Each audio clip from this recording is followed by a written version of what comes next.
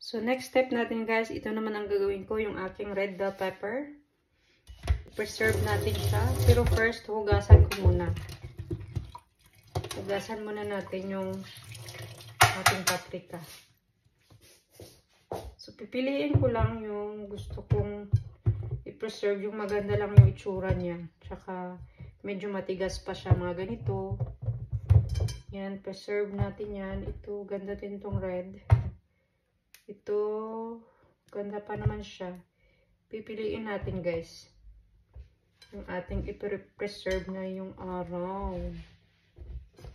Kung maganda naman siya eh. Oh, ich hab's geschafft. Stop, Sieht zwar wüst aus, aber erstmal ist das Gras runter, weil es ein bisschen klein. Boah, es riecht hier. Das ist Essig. Ja.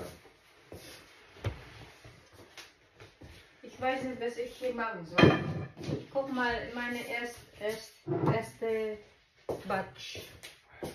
Dasan ko muna guys.